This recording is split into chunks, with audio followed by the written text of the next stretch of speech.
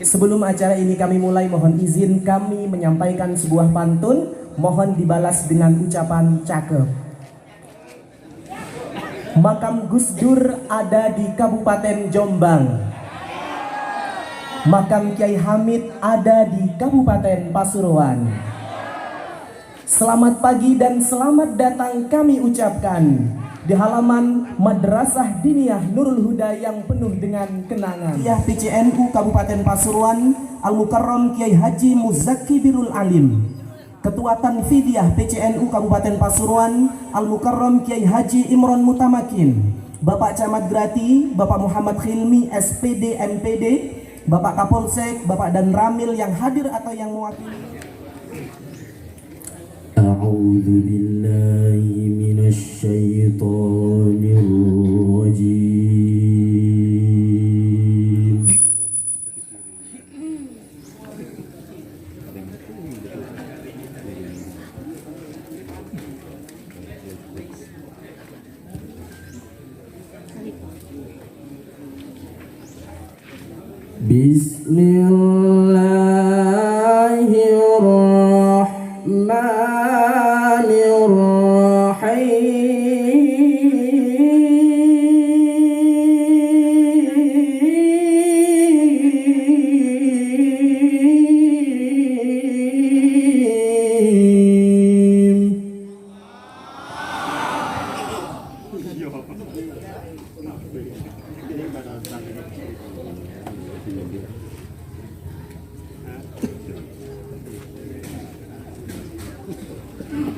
Ya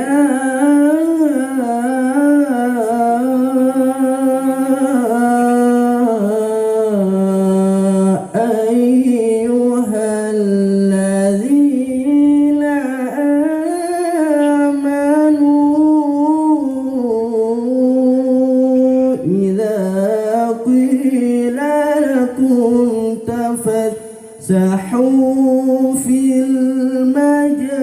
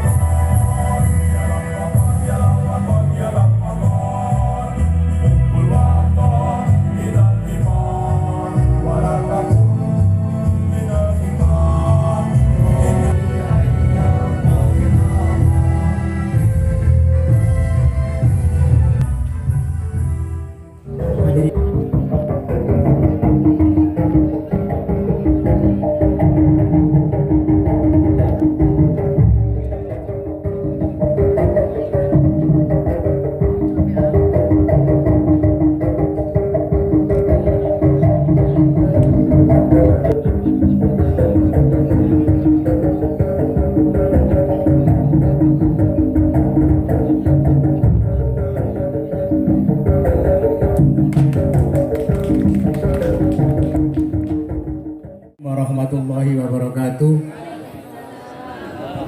Bismillah, alhamdulillah, wassalatu wassalamu ala rasulillah Muhammad ibni Abdullah wa ala alihi wa sahbihi wa mawala amada ba'du. Hadatul muhtaramin, alim, para ulama, wabil khusus Romo Kiai Muzaki Birul Alim, Rois Suriah, pengurus cabang Nahdlatul Ulama Kabupaten Pasuruan, ingkang kula hormati, ingkang kula ta'zimi, ingkang kula hormati segenap mustasyar Majelis Wakil Cabang Nahdlatul Ulama Grati, ingkang kula hormati Rois Suriah MWC NU Grati, Yai Sakib, ingkang kula hormati Yai Makin Wakil Rois, Gus Jamaluddin Khatib Suriah, dan segenap jajaran ulama di seluruh Kecamatan Grati. Assalamualaikum warahmatullahi wabarakatuh. Alhamdulillah wassalatu wassalamu ala Rasulillah Sayyidina Muhammad ibni Abdillah wa ala alihi wa ashabihi wa man tabi'ala wa wala. La hawla wa la quwata illa billah. Amma ba'du. Rais Suriah PJNU Kabupaten Pasuruan di Masjid Ibrahim Alim dan kita taati. Adallahu umrah fi ta'atin wa afiyah minafil muslimin amatanallah bituli umri. Seluruh jajaran pengurus cabang yang hadir, ada wakil ketua, Gus Faisal, insyaallah nanti sekretaris yang akan memimpin sidang pemilihan, pengurus majelis wakil cabang Jamiah Nurul Ulama Kecamatan Grati, Suriah, Sakib dan Fidia, Kusama, dan seluruh pengurus MWC, pengurus Banom, pimpinan Banom, Forkopimka Kecamatan Grati, seluruh peserta konferensi Majelis Wakil Cabang Jamiah Nahdlatul Ulama Kecamatan Grati. Pertama, ngapunten telat niki untuk berbalat. Udah jagone kalah dadi lemes nih. Terus terang mawon atau subuh nih. Nah, kula ngingal ngapunten saat ngapungi. Para hadirin hadirat rahimakumullah, para seluruh peserta konferensi. Konferensi adalah bagian kewajiban organisasi yang harus kita lakukan secara periodik. Dan ini harus dilakukan. Satu, untuk betulnya untuk mengevaluasi atau untuk mempertanggungjawabkan terhadap segala keputusan organisasi yang dilakukan pada konferensi sebelumnya. Karena setiap konferensi mesti akan memutuskan suatu amanah yang harus dijalankan oleh pengurus yang akan ditetapkan pada konferensi tersebut. Maka dengan demikian, fungsi dari konferensi adalah untuk mengevaluasi terhadap seluruh kinerja baik dari pengurus, lembaga dan seluruhnya, atau juga untuk mengevaluasi terhadap program itu sendiri. Apakah program tersebut layak dilakukan, diteruskan atau tidak? Kalau tidak, apa masalahnya? Kenapa kok waktu konferensi yang lalu ini dimunculkan? Nah, ini salah satunya. Sehingga fungsinya sangat mungkin sekali. Di samping biasanya nanti setiap tahun itu mesti ada raker atau musker untuk mengevaluasi atau membreakdown terhadap seluruh program 5 tahun menjadi program tahunan dan seterusnya. Nah, inilah fungsi dari konferensi. Oleh karena itu konferensi ini bukan cuman kita bicara ganti atau tidak ganti, bukan itu masalahnya. Cuman yang lebih ditekankan kepada bagaimana kita mengevaluasi terhadap kinerja, baik kinerja dari kepengurusannya ataupun dari program itu sendiri, untuk mencari kendala dan sebagainya. Yang nomor 2, untuk selain mengevaluasi program, mengevaluasi kinerja, kemudian untuk kita merancang program yang yang akan datang, sehingga program ini menjadi program yang kesinambungan. Tidak setiap ganti pengurus ganti pengurus ganti. Ini repot nanti jadinya ini. Nah, ini sehingga nanti akan ada kelanjutan dari satu program. Nah, sehingga siapapun nanti yang jadi, apakah itu tetap atau tidak, saya tidak melihat pada itu. Cuma program bagaimana program terus berjalan. Inilah kepengurusan yang baik yang model seperti ini. Sehingga nanti bersambung dengan pengkaderan. Nah, bersambung dengan pengkaderan, karena pengkaderan itu adalah bagian dari mengupayakan bagaimana organisasi ini dijalankan oleh orang-orang yang mengerti terhadap kepengurusan tersebut. Ya, tidak langsung comot langsung ini. Karena biasanya ya mohon maaf, saya pengalaman dari kami, saya ini termasuk pengurus yang tanpa ada pengkaderan, jadi langsung comot gitu aja gitu. Saya pertama kali masuk pengurus NU itu adalah jadi LBM, pertama kali LBM Jakarta. Setelah itu langsung diminta untuk menjadi ketua Ishar. Belum MPC ini langsung Ishar. Padahal saya itu nggak tahu terbangan, ya nggak bisa ngerti terbangan juga. Cuma seneng terbangan. Gara-garanya cuma satu. Di Ishari Kejayaan itu ruwet, mau tawur gitu, antar dua kelompok. Sehingga saya diminta oleh Kiai Jafar Sotik mau tidak mau karena kulo sampun izin teng paman jenengan. Nah waktu itu belum jadi mertua, jadi paman tok ya itu ya. Nah, ya kulo pun izin teng paman jenengan kedah nyepeng Ishari. Saya mboten saged. Kulo mboten butuh jenengan terbangan nih. Cuma bagaimana jenengan saged jeniki merukunaken iki mbok ngelola niki. Nah, cuma saya kan nggak tahu organisasi, nggak pernah. Betul kan masih mempelajari. Lama ya sekitar 1-2 bulan 3 bulan itu nggak bisa menjalankan program ya. Ya programnya itu ya apa wong loro itu so rukun cuma itu aja sudah. Nah, kemudian mengembangkan Ishari bagaimana karena saya juga bukan kader dari Ishari, jadi tidak tahu seluk-beluk Ishari juga. Setelah Ishari kemudian baru saya diminta untuk jadi MWC. Kasusnya hampir sama, karena juga ada ruwet juga. Kasusnya sama. Sampai kemudian saya dipanggil, saya kan datang, saya dipanggil oleh Kiai Sotik. Nah, kemudian sama, kasusnya sama, kalau pun izin tempaman jenengan. Pokok gelem, boten gelem sampai kudu nyepeng MWC. Lek boten makin ruwet nih. Nah, karena ada masalah lah, boten sangat kuat. Nah, jadi akhirnya saya pegang organisasinya router terus akhirnya ini. Nah, cuman sama di MWC pun juga sama, karena saya tidak mengalami pengkaderan di organisasi. Jadi saya begitu saya masuk, saya masih mempelajari. Nah, dulu itu kan nggak ada konferensi bahas program itu nggak ada.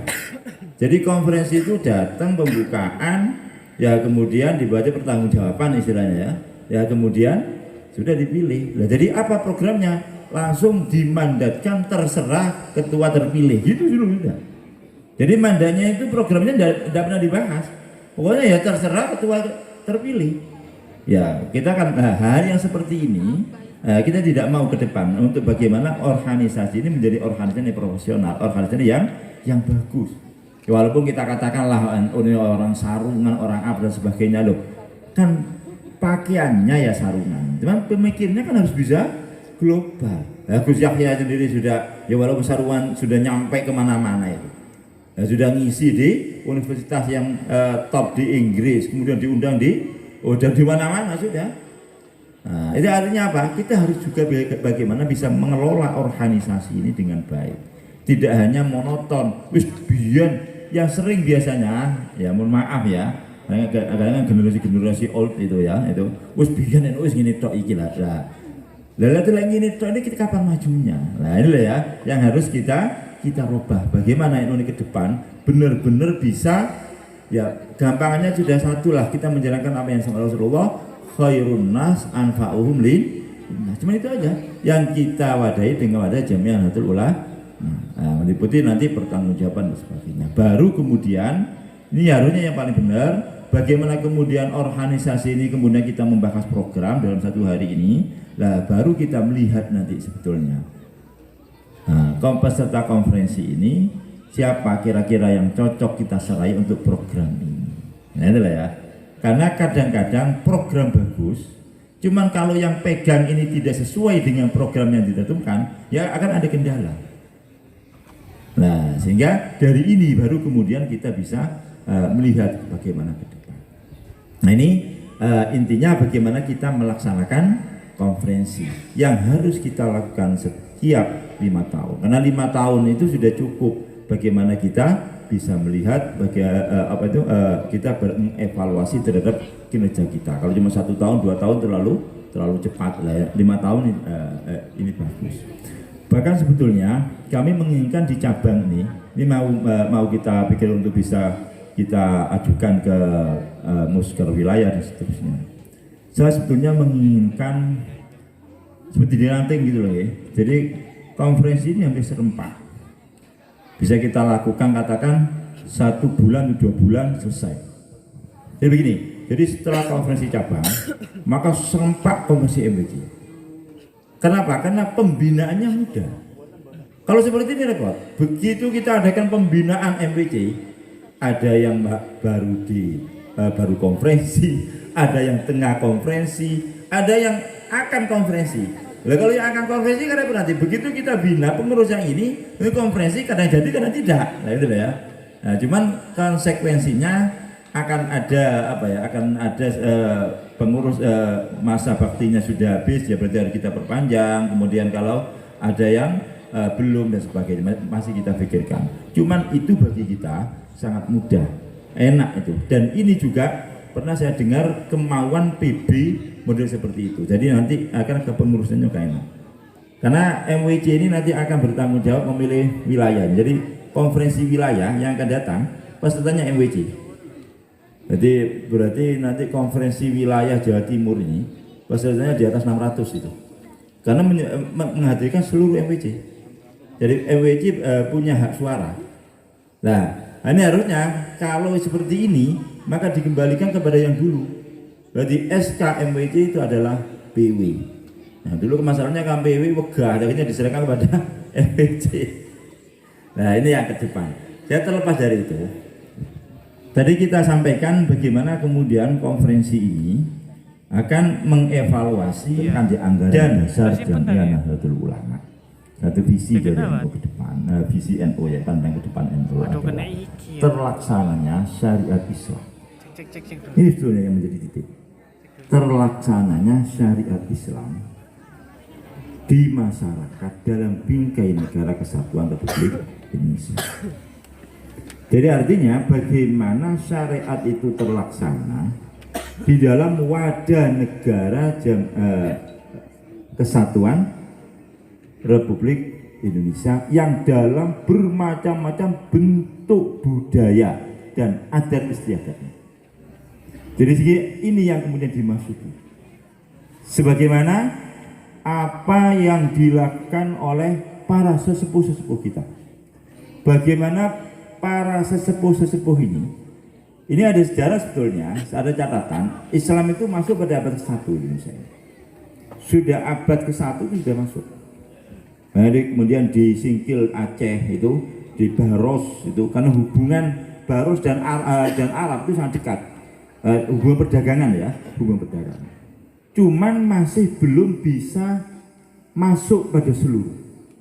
Baru kemudian pada berapa ratus tahun, 500 tahun kemudian, setelah beberapa misioner katakan ya, misioner ini baru masuk.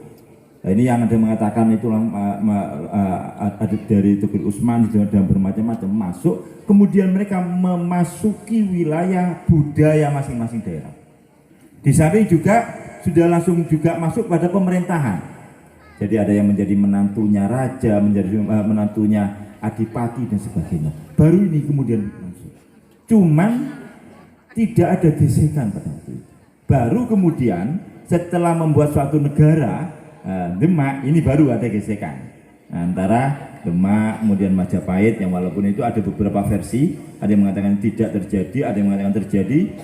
Ya itulah, karena kalau kita sudah bicara tentang masalah wilayah, masalah kekuasaan, ya mesti tidak akan bisa tidak terjadi suatu gesekan. Cuman yang penting bagaimana kemudian Islam ini masuk dalam bentuk budaya yang ada pada masyarakat.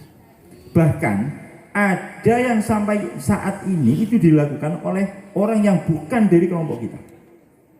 Di Banten ada masyarakat Baduy.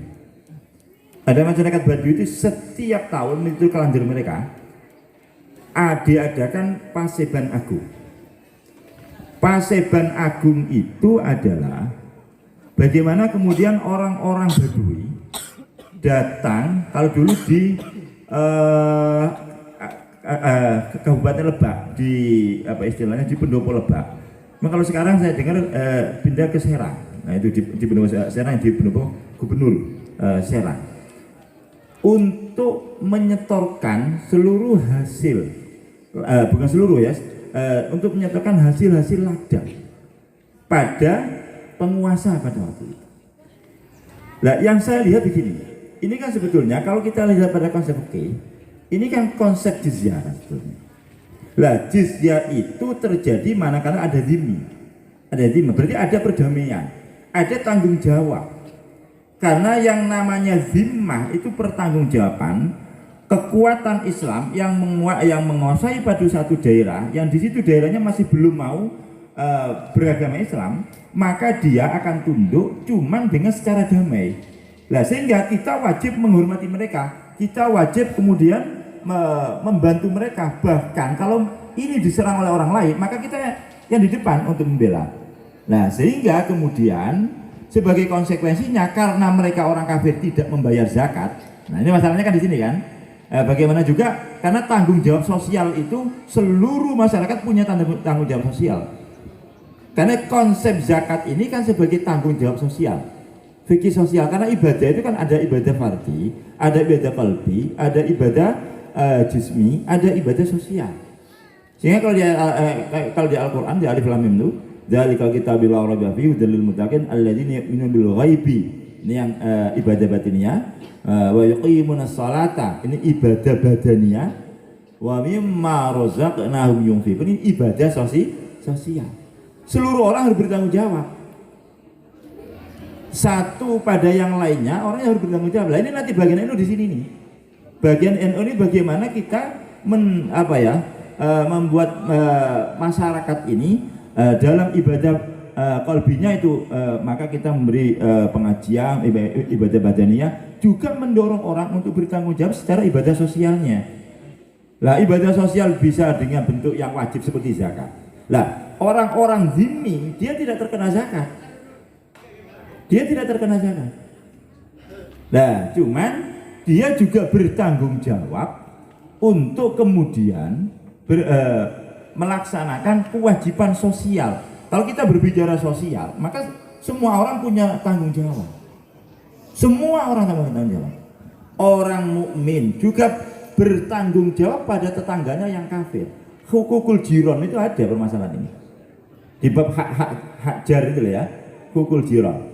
Nah, jadi ada orang tetangganya non muslim, ini punya hak dia pada tetangganya yang muslim. Nah, kemudian dibentuklah dalam rumusan fikih Islam adalah namanya jizyah. Nah, ini ada. Itu kok berarti menekan loh. Yang Islam saja dia kewajiban zakat kok. Orang-orang Islam kan kewajiban zakat. Jizyah itu kalau diukur dengan zakat lebih tinggi zakat sebetulnya masih. Itu. Nah, jizyah itu kan pajak tahunan gitu. Nah, kemudian cuman mereka kemudian diminta untuk setor hasil buminya. Jadi terus sampai sekarang. Nah, artinya apa? Artinya sebetulnya perjalanan ini karena kita bicara dhimmi itu berarti bicara kedamaian atau bisa bertanggung jawab. Seorang muslim bertanggung jawab, imbal baliknya orang yang non muslim juga patuh dan kemudian dia merasa ayomi dan sebagainya. Nah, inilah kemudian dari konsep ini kemudian masuk ternyata di Sumeneb, Kesultanan Sumeneb juga ada yang betul-betul seperti itu ya, seperti Pak Pasibanan Agung dan seterusnya. Nah, inilah kenapa cucunya kok tidak ikut. Nah, sekarang alasannya medsos dan sebagainya. Nah, NU harus terlibat di sini nanti. Kita bicara tentang MWC dan sebagainya karena ini juga berkaitan dengan masalah medsos. Nah, ini memang kita harapkan setiap MWC juga punya media center kan itu yang untuk bisa mengcover terhadap ini. Ya, harus ada namanya siasah, itu kan harus kita bagaimana melihat kondisi dan situasi kan yang namanya siasah itu. Orang perang itu mesti harus ada siasah. Karena semangat jihad tidak boleh luntur. Orang sekarang nggak akan berani, sudah tidak begitu berani berbicara tentang jihad. Karena dikooptasi. Bahasa itu harusnya tidak boleh. Setiap orang muslim, setiap orang mukmin di hatinya harus ada semangat jihad. Kalau ini hilang, kita hilang. Karena mereka, orang-orang di luar kita, jangankan orang yang baik, orang yang jelek pun loh, masih punya semangat jihad.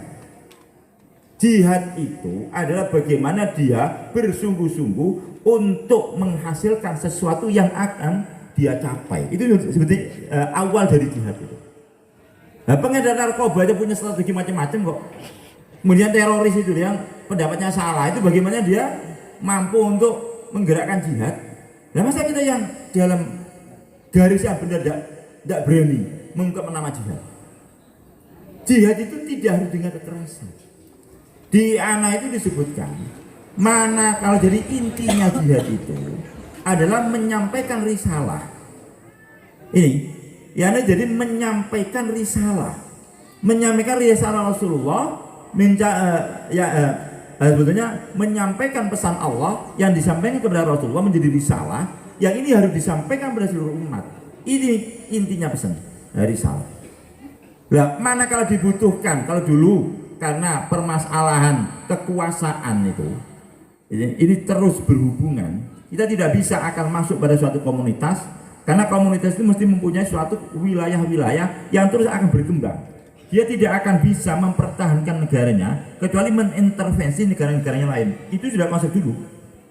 Perdagangan juga seperti itu. Persaingan perdagangan juga akan dilakukan dengan senjata. Maka senjata dibutuhkan. Kalau saat ini konsep jihad itu berubah. Karena tapi nilai dari jihad apa yang harus diperjuangkan sama. Nggak boleh kemudian semangat jihad ini kemudian wah itulah kita ini kan negara sudah negara demokrasi dan sebagainya, kemudian kita tidak boleh jihad. Salah. Tetap kalau tidak maka kita yang akan tergerus. Coba sekarang kita kalau kita bahasa istilahnya kita diperangi dalam bentuk bermacam-macam, baik itu budaya, kemudian akidah. Coba anak-anak kita, budaya apa saja yang tidak masuk? Mulai budaya dulu Jepang, kemudian budaya Hollywood, budaya Bollywood yang kita udel-udel itu, ya orang kerikilan nari kita udel ya, udah jemblung kayak seperti itu. Ya, pada wong India kajul itu ya, ya kajul mak ya, itu, nah ya repot kan. Cuma kemudian ada lagi budaya niru India irungi dek, tindek lah irungi bangi lah sih gini irungi belesep kan repot nanti antara anting-anting nggak temu karwani itu. Kemudian sekarang baru masuk budaya apa namanya itu K-pop Korea, lah budaya kita sudah mulai habis. Nah ini kan namanya perang kan? Loh, bagaimana kita mengatasi masalah ini? Masa dengan senjata nanti orang mau dibedil semuanya kan tidak bisa juga. Tapi tetap itu kita harus melawan. Ini namanya jihad. Begitu juga tentang masalah akidah, pemikiran internasional ini masuk seluruhnya. Kalau dulu saya masih kecil, saya hanya mendengar namanya Mu'tazilah, namanya Syiah, namanya ini saya mendengar. Sekarang sudah mulai masuk semuanya. Salafi, Wahabi dan seterusnya. Nah, kalau kita diam, tidak bergerak, tidak jihad, ya kita akan tergerus. Ya mungkin nanti NU bisa cuma nama. Kalau nama, kalau NU-nya insya Allah tidak akan hilang. Cuman bagaimana kemudian budaya ini akan kita pertahankan. Nah inilah karena setiap daerah juga mempunyai mempunyai masing-masing problem, mempunyai permasalahan. Tidak sama antara Grati dan Tosari, tidak sama antara Grati dan Kejayaan, tidak sama antara Pasuruan dan Probolinggo. Biasanya dibutuhkan kejelian dari masing-masing pengurus MWC untuk bagaimana memetakan apa permasalahan sebetulnya yang ada di sini. Begitu juga tentang masalah ekonomi, tentang masalah pendidikan, ini harus dipetakan dan NU masuk di situ. Strateginya bagaimana? Kita tidak bisa hanya cabang kamu harus seperti ini, tidak bisa. Karena yang paling tahu peta itu adalah di MWC dan ranting lah, ranting inilah kemudian yang akan menjalankan. Nah, semoga nanti kita ke depan PJ ini bisa lebih kuat dalam finansial dan sebagainya, sehingga semuanya program ini bisa kita lakukan nanti. Nah, cuma bagaimana juga NU ini bukan suatu lembaga finansial. Nah, jadi yang tidak bisa kemudian kita akan seperti finansial itu menggerojok. Cuma kalau menurut Kiai Ja'far Shadiq, ya ini yang selaku saya menyerap dari apa yang disampaikan oleh beliau.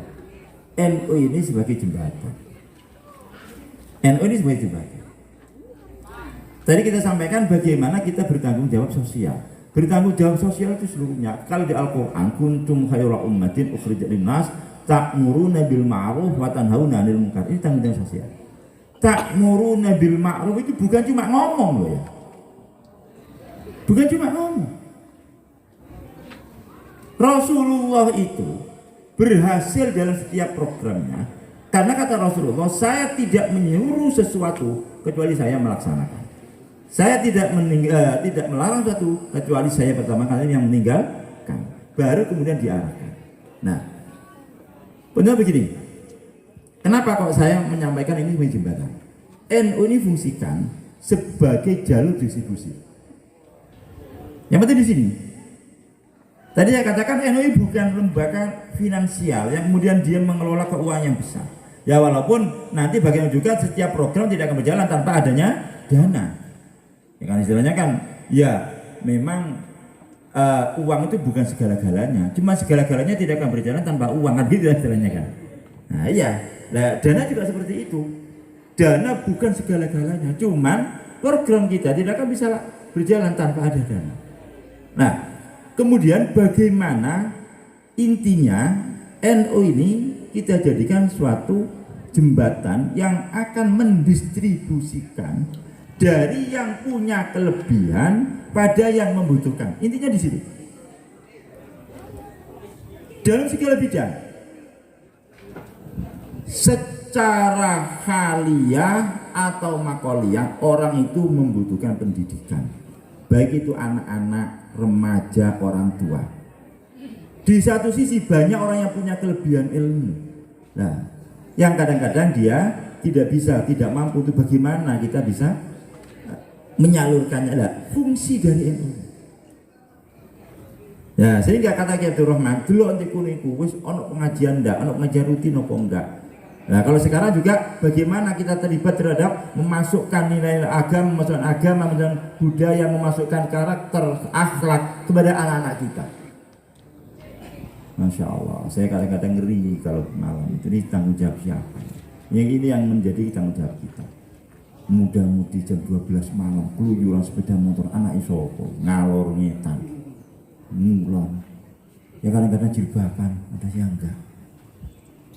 Nah, terus bagaimana sekarang kita? Ya mohon maaf, jilbab itu sekarang hanya masuk pada batasan budaya kita. Bahkan sampai itu yang di Cianjur itu yang baru gempa itu satu desa beberapa itu saya itu hampir mayoritas kena orang Kristen semua kan itu. Cuma orangnya kan tetap jilbaban itu. Ke gereja tetap syariah. Jadi yang semula mungkin mereka masyarakat kita ya. Cuma karena kurang kejelian kita, akhirnya mereka diambil. Kita tidak tahu. Lah inilah yang saya katakan, perang itu terus berjalan. Tidak ada kemungkinan di Pasuruan juga akan bisa masuk juga seperti itu.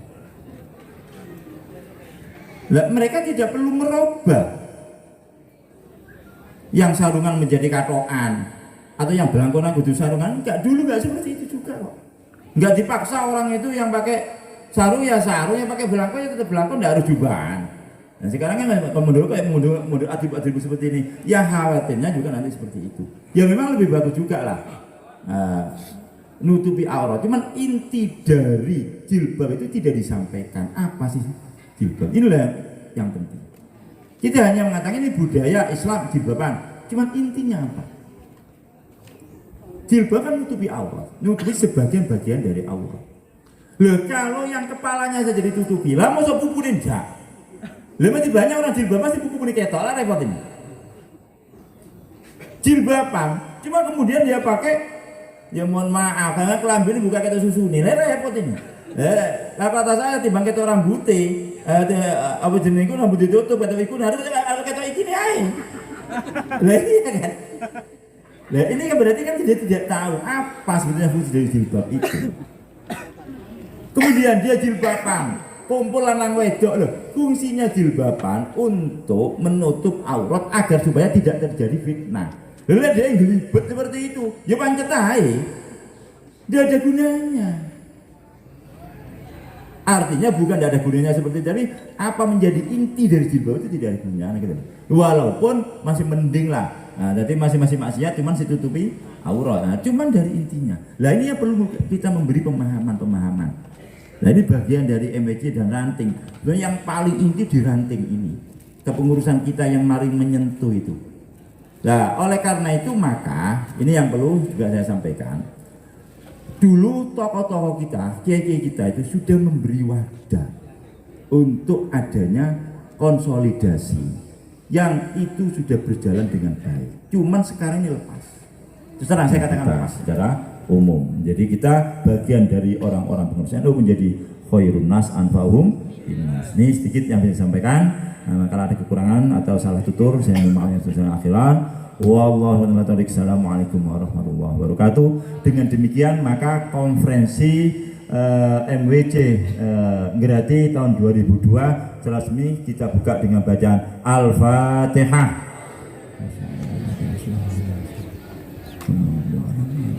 Selamat berkonferensi. Semoga Allah memberi kekuatan, perlindungan, memberi maunannya pada kita semua. Wassalamualaikum warahmatullahi wabarakatuh.